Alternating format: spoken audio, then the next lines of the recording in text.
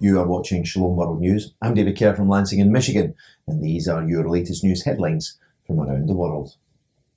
Pope Francis will use this weekend's visit to the Mediterranean island of Malta to highlight the plight of migrants. That's according to the Church's most senior diplomat. Speaking ahead of the Papal visit, Vatican Secretary of State Cardinal Pietro Parolin said the Holy Father intends to stress the need to welcome, protect, promote and integrate those who are fleeing wars, persecution and violence. The Pope's two-day visit to Malta will be his 36th apostolic visit since being elected to the chair of Peter in 2013.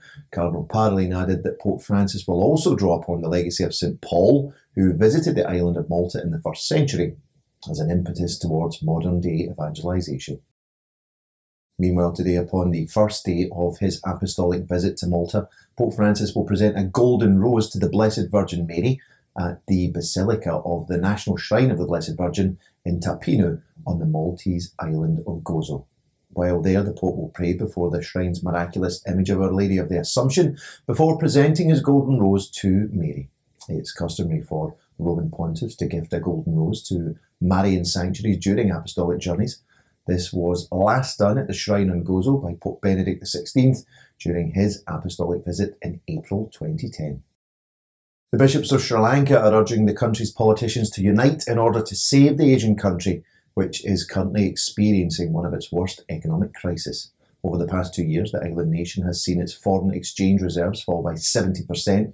That has left the country struggling to import essential goods such as food, fuel, cooking gas and medicine, and is causing power cuts of up to 13 hours a day. The devaluation of its currency has also sent inflation soaring in Sri Lanka to 17.5%.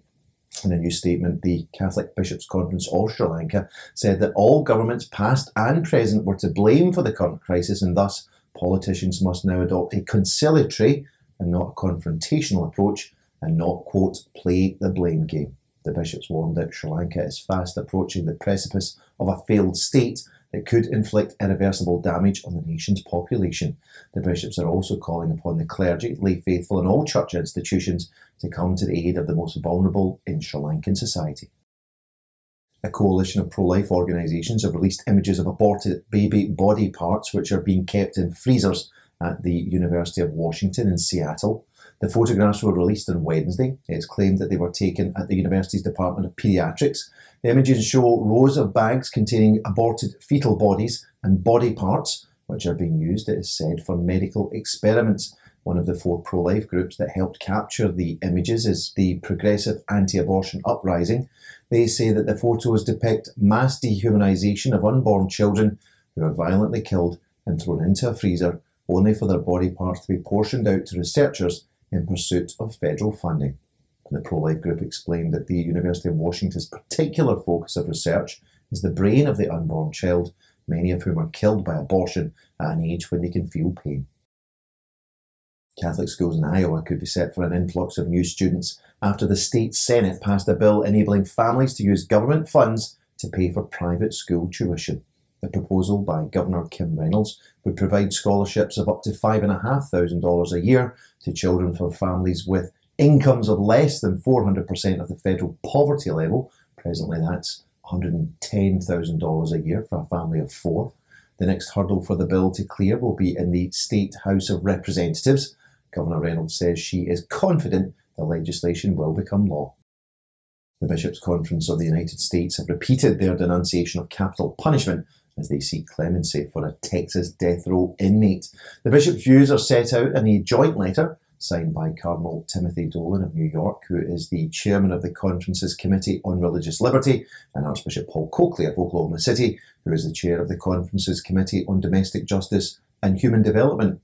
In it, they state that the practice of state-sanctioned execution is a grave violation of human dignity. Their comments have been prompted by the US Supreme Court's ruling in favour of a death row prisoner in Texas who is seeking to have his pastor hold his hand during an execution, something currently denied by the state of Texas. 37-year-old John Ramirez was scheduled to die on Wednesday. His execution is now on hold. The US bishops urged the state of Texas to act with mercy and to spare the life of Ramirez. Meanwhile, the bishops of England have expressed their dismay over the British Parliament's decision to make permanent the provision of so-called DIY abortions at home. The controversial measure was introduced by the country's National Health Service during the COVID-19 pandemic. It allows for pregnant mothers to receive abortion pills by post following a phone or video consultation with a medic. The scheme was due to be phased out in August of this year, but on Wednesday, members of the British House of Commons voted by 215 votes to 188 votes to continue the programme indefinitely. Bishop John Sherrington of Westminster, who speaks for the Bishops' Conference of England and Wales on life issues, described the outcome as disappointing, but vowed to strengthen resolve to foster a culture of welcome and acceptance of new life, and to continue to pray and work for better legal protections for expectant mothers and their child in the womb. Well, that's your latest headlines for now. Do join us for more tomorrow. You can also join us at SWNEWS.org for news updates. Shalom.